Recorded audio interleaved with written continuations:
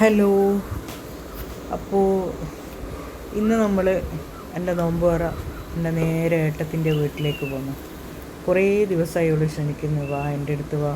കാരണം നോമ്പ് 20 വരെ നമ്മളാരും അങ്ങോട്ടും ഇങ്ങോട്ടും ആരും പോയിട്ടൊന്നുമില്ല.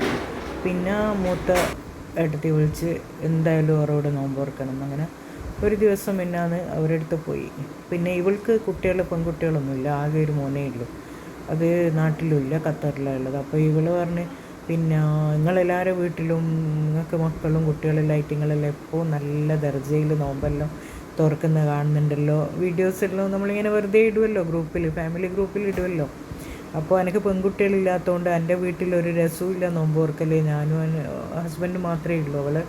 അപ്പോൾ പിന്നെ ഒരു രസമില്ല, ഒരു ദർജയില്ല നോമ്പായിട്ട് എൻ്റെ വീട്, അതുകൊണ്ട് നിങ്ങൾ എന്തായാലും വരണം നോമ്പ് തുറക്കാനെന്ന് പറഞ്ഞിട്ട് എൻ്റെ മക്കളോട് പറഞ്ഞ് എന്തായാലും നിങ്ങൾ വരണം, പിന്നെ എൻ്റെ വീട്ടിലൊന്നൊരു ഉണർത്തണം, നല്ല വെളിച്ചവും കാര്യവും ഫുഡെല്ലാം ഉണ്ടാക്കിയിട്ട്.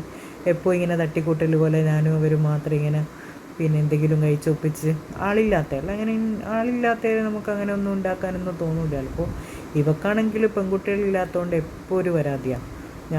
പിന്നെ എനിക്ക് പെൺകുട്ടികളില്ലാത്തതുകൊണ്ട് എൻ്റെ ടേബിളിലൊന്നും സെറ്റ് ചെയ്യാൻ ആരുമില്ല, എനിക്ക് ഒരു രസമില്ല, നോമ്പുറക്കും ആരും ഇല്ലാത്തതുകൊണ്ട് അങ്ങനെ ഇങ്ങനെയാണ് ഭയങ്കര സെൻറ്റിയാണ് ചിലപ്പോൾ. പിന്നെ അത് കേൾക്കുമ്പോൾ എൻ്റെ കുട്ടികൾ പറയൂ, എന്തിനാ ഇങ്ങനെ സെൻറ്റി അടിക്കുന്നത്, നമ്മളെല്ലാം ഇല്ലേ, നിങ്ങൾക്കെന്താ നമ്മളെ വീട്ടിലെല്ലാം വന്നൂടെ, അങ്ങനെ ഇങ്ങനെ. പക്ഷേങ്കിൽ ഇപ്പോൾ കുഞ്ഞിലെ ഒറ്റക്കായതുകൊണ്ട് അങ്ങനെ നമ്മുടെ വീട്ടിലൊന്നും വരാൻ പറ്റുന്നില്ല നോമ്പായിട്ട്.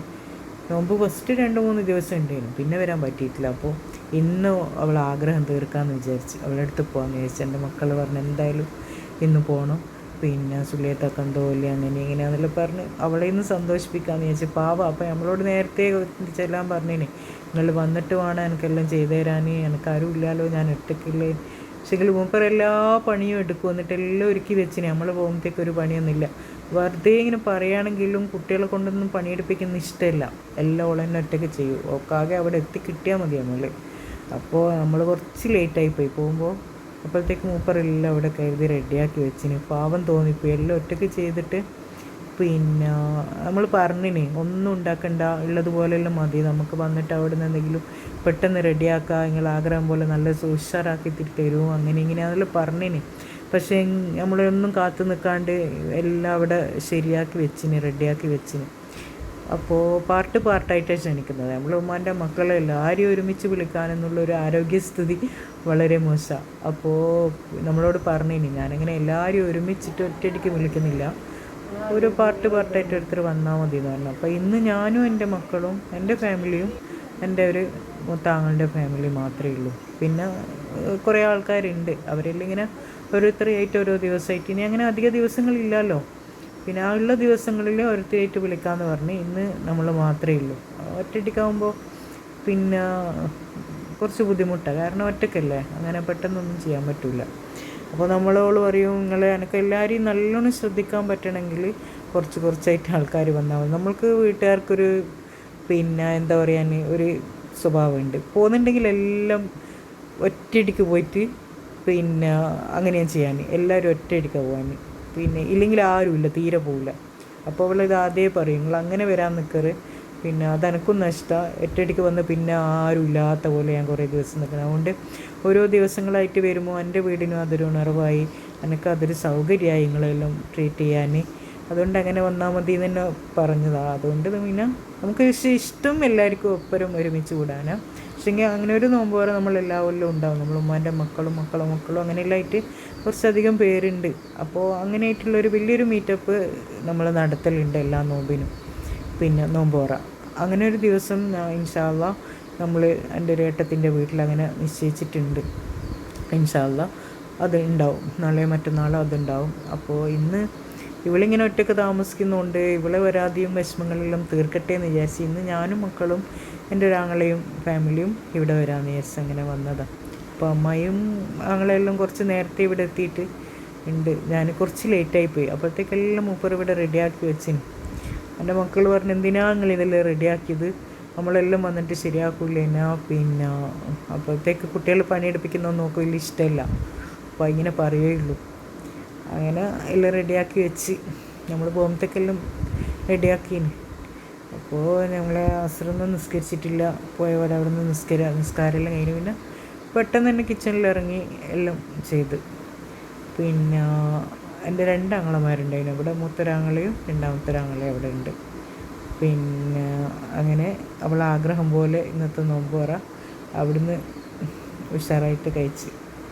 പിന്നെന്താ പറയുക, ഇനി ഇൻഷാ അല്ലാഹ് ഞാൻ പറഞ്ഞില്ലേ നമ്മളെല്ലാവരും ഉമ്മാൻ്റെ എല്ലാ മക്കളും പുതിയാപ്പിളമാരും എല്ലാവരും കൂടിയിട്ടുള്ളൊരു നോമ്പ് തുറ കുറച്ച് വലുതായിട്ട് തന്നെ എൻ്റെ വേറൊരു ഏട്ടത്തിൻ്റെ വീട്ടിൽ വെച്ചിട്ട് ഇന്നോ നാളെയോ ഉണ്ടാവും ഇൻഷാ അല്ലാഹ്. ആ സമയത്ത് വീഡിയോ എടുക്കാൻ പറ്റുന്നതാണെങ്കിൽ ഞാനത് എടുക്കുകയും ചെയ്യും. പിന്നെ ഇൻഷാ അല്ലാഹ് പിന്നെ എന്താ പറയാൻ, അങ്ങനെ ഇവിടെ ഇവളെ ആഗ്രഹം പോലെ ഇവളെ നോമ്പ് തുറ, ഇവളെ കൂടെ ഒറ്റയ്ക്കുള്ളൊരു നോമ്പ് തുറ, ഇവളെ സന്തോഷത്തിന് വേണ്ടിയിട്ട് ഇവിടെ വന്നിട്ട് നോമ്പ് തുറന്ന് പിന്നെ ഇനി ഇൻഷാ അല്ലാഹ് അങ്ങനെ ഞാൻ എൻ്റെ നേരെ ഏട്ടത്തിൻ്റെ വീട്ടിലും പോയിന്. ഇങ്ങനെ നമ്മൾ ഓരോരുത്തരായിട്ട് ഓരോ വീട്ടിൽ പോയിട്ട് നോമ്പ് തുറക്കും.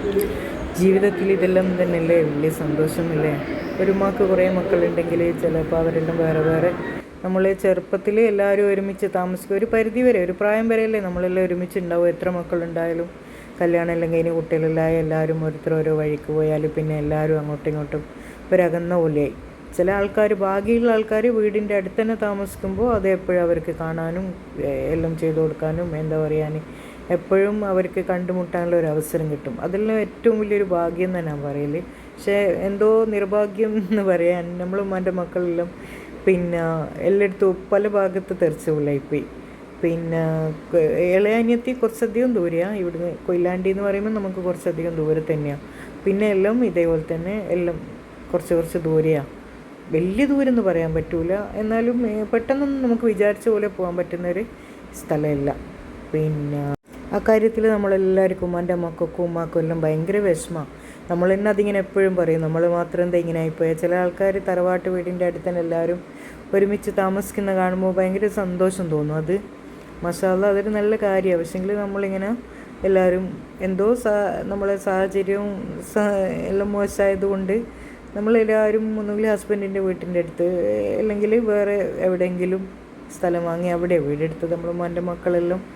അപ്പോൾ അതെപ്പോൾ നമ്മളെല്ലാവർക്കും ഭയങ്കര വിഷമങ്ങളായിരുന്നു. നമ്മളിങ്ങനെ വെറുതെ സ്വപ്നം കാണും, നമ്മളെല്ലാവരും ഒരു പ്ലോട്ട് എടുത്ത് പിന്നെ അവിടെ വലിയൊരു പ്ലോട്ട് എടുത്ത് അവിടെ എല്ലാവർക്കും കൂടി ഒരുമിച്ച് എല്ലാവർക്കും ഓരോ വീടെടുത്ത് അങ്ങനെയെല്ലാം താമസിക്കാം.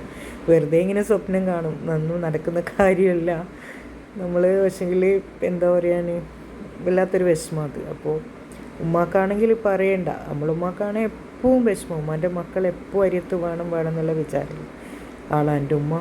പിന്നെ എപ്പോഴും ഉമ്മാൻ്റെ അടുത്ത് പെൺകുട്ടികളും ആൺകുട്ടികളും പോയാലും ഉമ്മാക്ക് തിരിച്ചു വരുമ്പോൾ ആ ഒരു സങ്കടം എപ്പോഴും ഉണ്ടാവും മുഖത്ത്.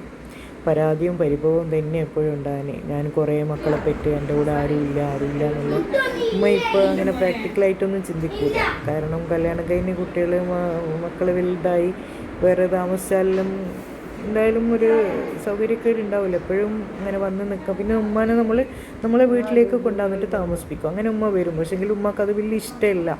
ഉമ്മ പറയും എനിക്കിങ്ങനെ നടക്കാൻ പറ്റൂല, നിങ്ങളെല്ലാവരുടെ അടുത്തും വന്നിട്ട് ഇങ്ങനെ താമസിക്കാനും എൻ്റെ അടുത്ത് നിങ്ങളെല്ലാം വാ, അങ്ങനെയാണ് ഉമ്മ പറയാൻ. നമ്മളൊന്നും പറയൂല, കാരണം ഉമ്മാൻ്റെ ആ ഒരു വിഷമം ഉമ്മ പറഞ്ഞ് തീർക്കുന്നത് അത്രയേ ഉള്ളൂ. കഴിയുന്നത് നമ്മളെല്ലാവരും, എന്നാലും നമ്മൾ ഉമ്മ ഭാഗ്യവതിയാന്ന് തന്നെയാണ് നമ്മൾ പറയുന്നത്. കാരണം ഉമ്മാൻ്റെ ആൺകുട്ടികളെല്ലാം എപ്പോഴും എത്ര ദൂരെയാണെങ്കിലും ഉമ്മാൻ്റെ അടുത്ത് ഒരു ദിവസം വരാണ്ടിരിക്കൂല, ഉമ്മാനെ കാണാണ്ടിരിക്കൂല. ഉമ്മാനായിട്ട് ഒരുപാട് സമയം അവർ ഉമ്മാൻ്റെ അടുത്ത് സ്പെൻഡ് ചെയ്യുമോ, അങ്ങനെയെല്ലാം തന്നെയാണ്. മാഷാ അല്ലാഹ് ഇതുവരെ അങ്ങനെയാണ്, ഇനി എന്നും മരണം വരെ അങ്ങനെ തന്നെ നിലനിന്ന് പോകണം എന്നുള്ള ആഗ്രഹം തന്നെയാണ്. നമ്മൾ പെങ്ങന്മാരുടെ അടുത്തും വരും, ഉമ്മാൻ്റെ അടുത്തും ദിവസം പോകും. നമ്മൾ അങ്ങനെയില്ലേ, ഇതുവരെ നല്ലൊരു അൽഹംദുലില്ലാ നല്ലൊരു നിലയിലാണ് ഇതുവരെ എത്തിയത്. ഇനി അങ്ങോട്ടും അങ്ങനെ തന്നെ ആവട്ടെ. കാരണം ഓരോ കാലഘട്ടത്തിൽ ഓരോരുത്തരെ കാണുമ്പോഴെല്ലാം ഭയങ്കര പേടി തോന്നും. പിന്നെ എന്താ പറയാൻ, ഇപ്പോഴത്തെ കാലം പലതും കാണുന്നില്ലേ, ഉമ്മാനെ തിരിഞ്ഞു നോക്കാണ്ടും അതിലെല്ലാം നമ്മളുമ്മ ഭയങ്കര ഭാഗ്യവതിയാണ് ഇതുവരെ. ഇനി അങ്ങോട്ടുള്ള അവതാരം അങ്ങനെ തന്നെ ആക്കി തരട്ടെ. പിന്നെ എന്താ പറയുക, ഇന്നുമ്മ വന്നിട്ടില്ല. ഉമ്മാക്ക് അങ്ങനെ ഇന്ന് എൻ്റെ ഏട്ടത്തിൻ്റെ വീട്ടിലുള്ള അങ്ങനെ പെട്ടെന്ന് യാത്ര ചെയ്യാനൊന്നും പറ്റാത്തതുകൊണ്ട് ഇന്നത്തെ ദിവസമില്ല. ഇൻഷാ അല്ലാഹ് ഇനി നാളെ നമ്മളെല്ലാവരും കൂടിയുള്ള നോമ്പ് തുറക്ക്, എല്ലാവരും മൊത്തത്തിലുള്ള നോമ്പ് തുറക്ക് നാളെ അവിടെ ഉണ്ടാവും. പിന്നെ ഇൻഷാ അല്ലാഹ് അങ്ങനെ ഇന്നത്തെ നോമ്പ് തുറ എൻ്റെ ഏട്ടത്തിൻ്റെ ആഗ്രഹം പോലെ നല്ല ഭംഗിയായിട്ട് ഇവിടുന്ന് കഴിച്ച്. പിന്നെ ഇങ്ങനെ വേണം എല്ലാവരും അങ്ങോട്ടും ഇങ്ങോട്ടും നമ്മൾ മക്കൾ തമ്മിലും അതേ ഒരു സ്നേഹബന്ധം നിലനിൽക്കും അന്നേരം. പിന്നെ എന്താ പറയുക, അങ്ങനെയല്ലേ കാണുന്നുള്ളൂ. ഇപ്പോഴത്തെ കാലം അങ്ങനെയല്ലേ, എല്ലാവർക്കും അത്രയല്ലേ സൗകര്യപ്പെടുന്നുള്ളൂ, പോകാനും വരാനും തമ്മിൽ കാണാനല്ലോ. അപ്പോൾ ഇതേപോലുള്ള മീറ്റപ്പും നോമ്പ് അല്ലെങ്കിൽ നോമ്പ് പറയെല്ലാം വെക്കുമ്പോൾ കുട്ടികൾ തമ്മിലും നല്ലൊരു ഇത് വരും, വലിയ ആളും തമ്മിൽ നല്ലൊരു ബന്ധങ്ങൾക്ക് നല്ലൊരു കെട്ടുറപ്പുണ്ടാവും. ഇടയ്ക്കിടയ്ക്ക് ഇങ്ങനെ കാണലും ചെയ്യുമ്പോൾ ഒരു ദിവസം ഫുൾ നമ്മൾ എല്ലാവരും ഒരുമിച്ച് സ്പെൻഡ് ചെയ്യുമ്പോൾ അതെല്ലാം ഭയങ്കര ആവശ്യമെന്ന് എനിക്ക് തോന്നലുണ്ട്. ഇൻഷാ അല്ലാഹ് ഇന്നത്തെ വീഡിയോ ഇത്രയേ ഉള്ളൂ. പിന്നെ നമ്മളിന്നിവിടെ നോമ്പ് തുറക്കാൻ വരുമ്പോൾ എൻ്റെ ഹസ്ബൻഡ് വന്നിട്ടില്ലേനു. കാരണം പിന്നെ എന്താ പറയാൻ, നോമ്പ് കാലമായാലും പിന്നെ അങ്ങനെ എവിടെയും നോമ്പ് തുറക്കാൻ പോകാനുള്ളൊരു സമയം കിട്ടില്ല. കാരണം പള്ളിയും കാര്യം തറാവിയെല്ലാമായിട്ട് സമയത്തിന് ഇങ്ങനെ ക്രമീകരിച്ച് വെച്ചിട്ടുള്ള ആളാണ്. അപ്പോൾ ഭയങ്കര ബുദ്ധിമുട്ടാണെന്ന് പറയും. എവിടെയെങ്കിലും നോമ്പ് തുറക്കാൻ പോയാൽ സമയമെല്ലാം ക്രമം തെറ്റിപ്പോവും. അതുകൊണ്ട് പിന്നെ മൂപ്പർ ഇവിടെയാണ് ഉള്ളത്. എനിക്കും കുട്ടികൾക്കെല്ലാം ഭയങ്കര വിഷമമുണ്ടായിരുന്നു. കാരണം നോമ്പ് തുറക്കാൻ എങ്ങനെയാണ് നമ്മളങ്ങനെ നേരത്തെ പോകുന്നതല്ല. അപ്പോൾ എന്തെങ്കിലും ആക്കി വെച്ചിട്ട് പോകാമെന്നെല്ലാം പറഞ്ഞിട്ട് തീരെ സമ്മതിച്ചില്ല. വേണ്ട, ഞാൻ തന്നെ ചെയ്തോളും, ഞാൻ ഒറ്റയ്ക്ക് ചെയ്യുന്നെല്ലാം വീമ്പിളക്കുക. പക്ഷേ വിചാരിച്ച പോലെ അല്ല. നല്ല മാഷാ അല്ലാഹ് നല്ല അടിപൊളിയായിട്ട് നോമ്പ് തുറക്കുന്ന വീഡിയോ അയച്ചാൽ നമുക്ക്.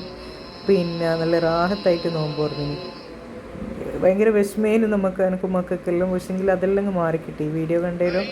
മൂപ്പര് നല്ല എന്താ പറയാൻ, പിന്നെ ബേക്കറിയിൽ അവിടെ പോയിട്ട് സ്നാക്സ് എല്ലാം വാങ്ങിക്കൊണ്ടാന്ന് വീട്ടിൽ കല്ലും കയ്യിലുണ്ടായിരുന്നു. അതെല്ലാം എടുത്ത് സ്വന്തമായിട്ട് ഉണ്ടാക്കി പൊരിച്ചോലും.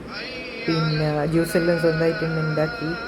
പിന്നെ എന്നിട്ട് നല്ല റാഹത്തായിട്ട് നല്ല ലാവിഷായിട്ട് നോമ്പ് തുറക്കുന്ന വീഡിയോ കണ്ട് നല്ല സമാധാനമായി. എൻ്റെ കുട്ടികൾ പറഞ്ഞു, ഉമ്മ നല്ല ഉപ്പാപ്പം നമ്മളുള്ളതിൽ നല്ലോണം. ഒറ്റയ്ക്ക് സന്തോഷമാണോ എന്താണെന്നൊന്നും മനസ്സിലാവുന്നില്ല. പിന്നെ നല്ല വൈബായിട്ട് നോമ്പ് തുറക്കുന്നുണ്ട്. പിന്നെ അതുകൊണ്ട് നമുക്ക് ഒരു സമാധാനം കിട്ടി. ഇല്ലെങ്കിൽ ഒരു വിഷമം പോലെയാണ് ഇവരൊറ്റയ്ക്ക് ഇവിടെ ഇട്ടിച്ചിട്ട് പോകുമ്പോൾ. അപ്പോൾ ഇതൊരു ആഗ്രഹിച്ച് നേടിയൊരു കാര്യം പോലെയാണ് വീഡിയോ കാണുമ്പോൾ തോന്നുന്നത്. പിന്നെ കുട്ടികളും ഞാനും കുറേ ചിരിച്ചത് കണ്ടിട്ട് നമുക്ക് അയച്ചു തന്നത് അവിടെ വീഡിയോ. പിന്നെ നല്ല തന്നെ ഒറ്റയ്ക്കാവുമ്പം എന്താ പറയണ്ടേ, ഇങ്ങനെയെല്ലാം ചെയ്യുന്നുണ്ടല്ലോ അവർ ഇത് വന്ന്. പക്ഷേ എപ്പോഴും പറയും, ആരുമില്ലെങ്കിലും ഞാൻ എല്ലാം നിങ്ങളെക്കാൾ ഭംഗിയായിട്ട് ചെയ്യുന്നെല്ലാം വീമ്പിളക്കലുണ്ട്. പറഞ്ഞ പോലെ ചെയ്തിന്. പിന്നെ നമ്മൾ എങ്ങനെ ചെയ്യുമെന്ന് പറഞ്ഞാൽ നമുക്കൊരു വിഷമം ഉണ്ടാവുമല്ലോ ഒറ്റയ്ക്കിട്ടിട്ട് പോകുമ്പോൾ. പിന്നെ പള്ളി തറാവിയിലുള്ളതുകൊണ്ട് വരാണ്ടിരുന്നതാണ്. അങ്ങനെ നോമ്പ് തുറക്കാൻ പോകാൻ കുറച്ച് ബുദ്ധിമുട്ടാണ് എല്ലാവരും വിളിച്ചാൽ. അല്ലാത്ത സമയത്ത് എങ്ങനെയായാലും എവിടെ വിളിച്ചാലും ക്ഷണിച്ചാലും പോകുന്നു. ഇതിപ്പോൾ നോമ്പായതുകൊണ്ട് വന്നിട്ടില്ല. അപ്പോൾ ആ വീഡിയോ അയച്ചാണ്, അത് കണ്ട് ഒരു സമാധാനമായി. ഇൻഷാ അല്ലാഹ് പിന്നെ ഇന്നത്തെ വീഡിയോ ഇത്രയേ ഉള്ളൂ. അപ്പോൾ എല്ലാവരും മറക്കാതെ വീഡിയോ ഇഷ്ടമായിട്ടുണ്ടെങ്കിൽ സബ്സ്ക്രൈബ് ചെയ്യണം, സപ്പോർട്ട് ചെയ്യണം, ലൈക്ക് ചെയ്യണം, കമൻറ്റ് ചെയ്യണം. ഇൻഷാ അല്ലാഹ് ഇനി ഇതേപോലെ ഞാൻ പറഞ്ഞില്ലേ വേറൊരു നമ്മളെല്ലാവരും ഒറ്റ മക്കളെല്ലാവരും ഉള്ളൊരു നോമ്പ് തുറ ഉണ്ടാവും. അതിന് പറ്റുമെങ്കിൽ വീഡിയോ എടുത്തിട്ട് പിന്നെ ഞാൻ വരും. ഇൻഷാ അല്ലാഹ്. അസ്സലാമു അലൈക്കും.